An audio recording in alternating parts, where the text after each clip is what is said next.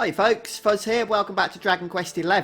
So I did take the end of the last episode to make sure you head over to the Strand, you can teleport over there.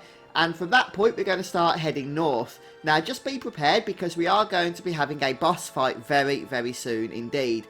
So I recommend having a party lineup of your main hero, Hendrik, Jade and Sylvando. And we'll talk about the tactics then as we get a little bit closer to actually engaging the fight itself. Well, actually, as we engage the fight, and I'll talk about it as we go.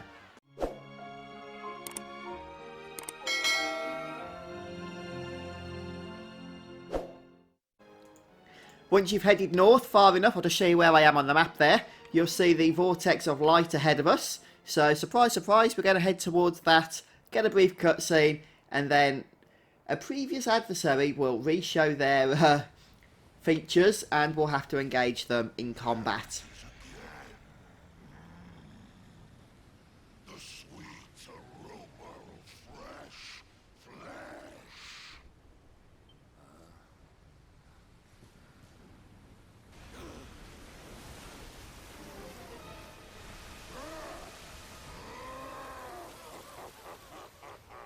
Who dares to enter my realm? So, we need to get warm. You were lucky to slip the hook when last we met. You will not be so fortunate this time. In the name of my lord and master, I shall send your broken bodies to the bottom of the ocean.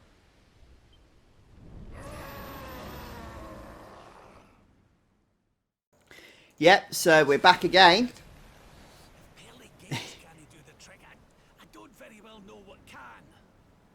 And this dude seems mightily annoyed that he's having to face off against us for a second time here.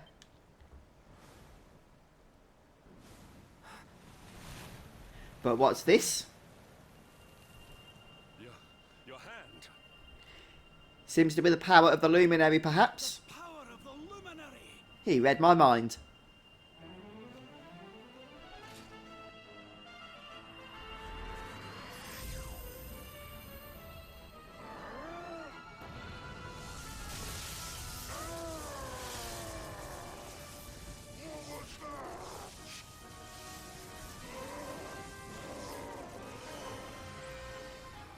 That's the stuff, laddie. Without that barrier, we should be able to land a blow or two. Right, you lot. Time to finally put a wee dent in our friend here. You worms really believe you can defeat the mighty Alizarin? You will shake without trace.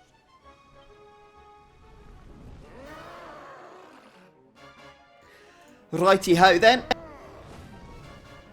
So Alizarin this time is substantially challenging to battle, so just be prepared for this one.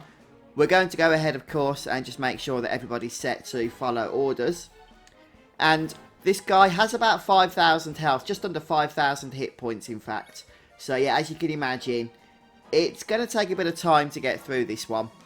And because he's got so much health, we're not only going to want to concentrate on defense and on healing, which we are going to need to focus on, trust me, because with the various debuffs this boss can hit us with, he could actually end up having up to 4 attacks per turn. So not only are we going to have to focus on defense and healing, but also on increasing our damage, especially of the hero here, so that he can really just take this guy out within hopefully a few turns once he's buffed up and what have you. Right, so the hero in question is basically going to focus on casting Unbridled Blade, as that is the main damage dealer. But I guess first we can just go ahead and start with the fight fantastic. Since we've got the hero pet power ready, can start boosting that damage of our hero immediately. And then we'll start buffing and debuffing with the other party members as well. So pretty standard affair here. Since we've already boosted the attack of the party members by 2, thanks to that hero pep, we don't need to worry so much about continuing on with that immediately. So here we are now, we're on Jade. Right, for Jade, I'm going to recommend casting a couple of revamps. It does cost 16 MP, and it is single target. But as you can see, that boosts a whole load of her stats, which is a bit of a bonus. Sylvando is basically going to be casting Hustle Dance mostly, which is just the AoE heal that he uses, but since he doesn't need to heal right now, I guess we can just go ahead and have him buff as well.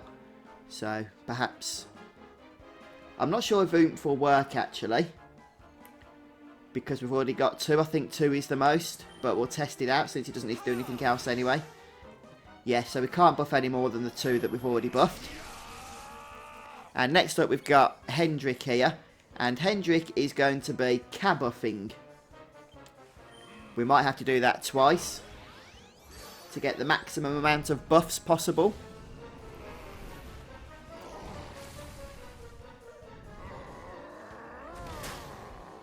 So there's the attacks from the boss for this turn, and it looks like he's knocked Sylvando out of commission, which is a bit annoying because I could have just, you know, gone ahead and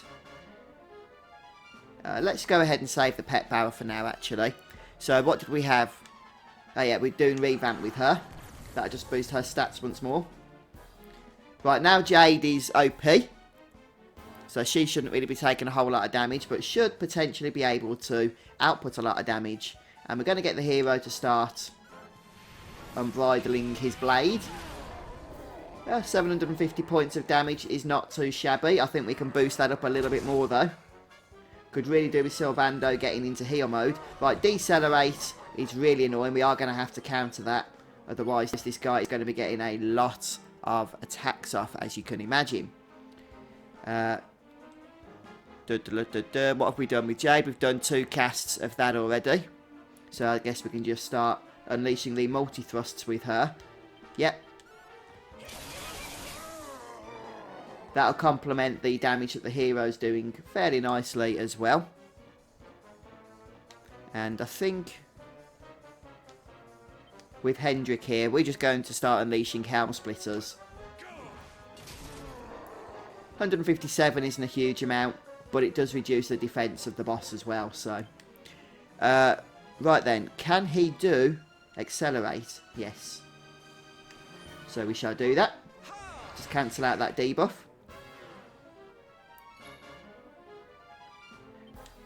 And then Fuzz is once again going to unleash a good old Unbridled Blade. Should do a bit more damage this time. Yeah, over 900. That's thanks to the fact that Helm Splitter has lowered the defense of the boss. And a miss there is actually particularly useful, especially since he's following up with this nasty Maelstrom. And as you can see, that is very nasty indeed. Jade, let's just check her pet powers. Scorch and Sweep. I'm not sure who she does that one with actually. But let's go ahead and unleash this, shall we? Since her debuffs, sorry, her buffs rather, are still active. Yeah, not a whole lot of damage, but bit of fun. Right, go ahead and Hustle Dance. So Hustle Dance is currently doing a nice amount of healing actually. 170 plus points. So it just keeps the way open for constant Unbridled Blades. I don't think you can paralyse this guy, so we'll just continue lowering its defence. Although we didn't that time. Crimson Mist is a little bit nasty.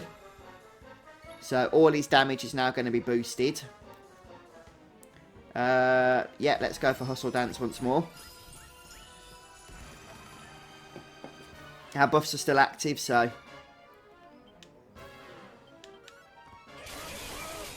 Oh, that was nice. That had got to be close to 1,000 points of damage right there, hadn't it? Let's go for another Helm Splitter. Look at that.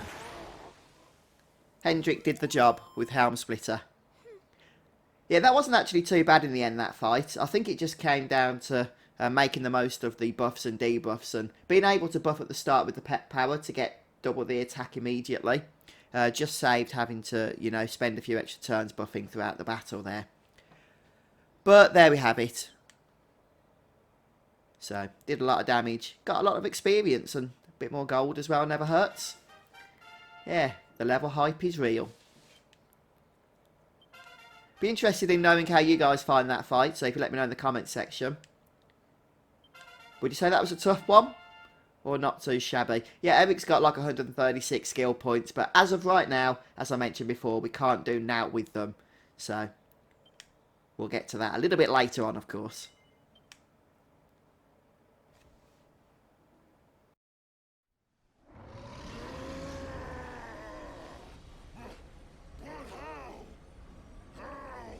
Could the mighty Alizarin be defeated?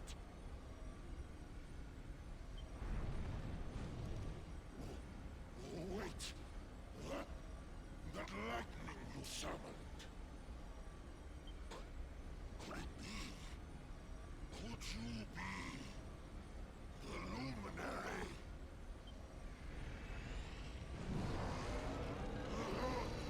Lord Mordegon, hear me. The Luminary. He has returned.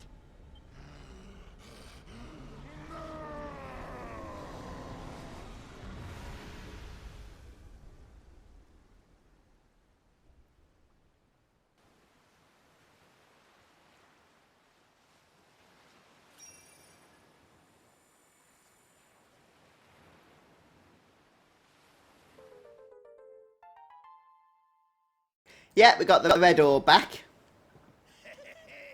We showed you, you oversized sea slug.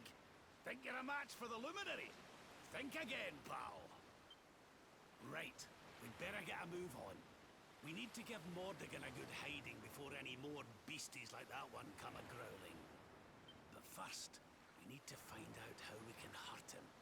He still doesn't know you're alive, but it's only a matter of time. Best get a move on, eh?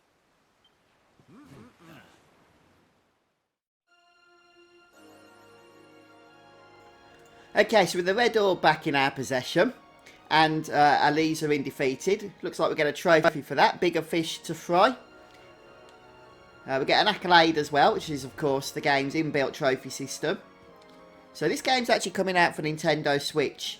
Now that's been announced, the definitive version. I'll be interested in checking that out. It's got a few improvements over the current version of the game that we're playing. So I'd like to see some of the updates that are coming in that version being made available for the PS4 as well, and the PC version. But we'll see what happens in due course. That said, since the Switch doesn't have its own inbuilt achievement system, I'm guessing the accolades are going to be more important for those players. But for now anyway, let's head into the vortex here, and this should take us over to Sniflheim, if I've got my vortices correct anyway, as I'm pretty sure that I have. Certainly looks to be the case. We're able to get past the whatever kind of wall that is. It's kind of like a golden mineral wall of some sort, isn't it? Which is pretty interesting to say the least. And of course, battle time. Anyway, I'll get to this battle and then dock on the other side.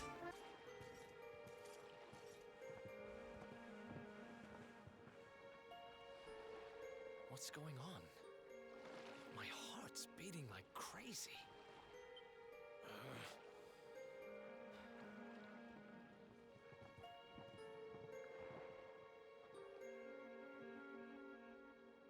The fall of Yggdrasil has changed everything. It's more than likely Sniflheim didn't escape unscathed. Which is why I think we'd better check in on Queen Frizabel before we head off to Arborea. That alright with you?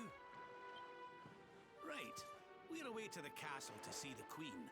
While we're at it, why don't you lot take a look around town and make sure everything's okay? What's the matter, Eric? You look like you've seen a ghost, lad. It's nothing. I'm fine. You want us to take a look around town, right? I'm all over it. And second thoughts, you're coming with us. You're in no fit state to be wandering round on your own. I'm sorry. I don't mean to be a burden. Come on now, laddie. This isn't like you. Chin up, eh? A stroll to the castle will do you the power of good. Seems we've got our next destination in mind then. That's going to be the castle. So if we just bring up the map, we can see there's a campsite. We've stated it previously, but I don't think since Act 2, so this will add it to the list of Zoom locations. So I think it's already there actually just by coming into Sniflheim. But if it's not already dawn for you, make sure you go ahead and rest until it is dawn. But yeah, seems like there's some strange stuff going on here, doesn't it? So let's go ahead and rest. And as I say, we're going to rest until dawn before we go any further. So we're going to head towards the castle and investigate, see what's going down. But I'm going to take a break here, guys, since we've gone ahead and killed the boss. I do like to keep bosses, whenever possible anyway, to their own episodes. So come back next time and we'll investigate the place of Sniflheim and see what's going down. Alright, folks, going to go and grab some lunch. I'll start recording the next episode. Take care, goodbye.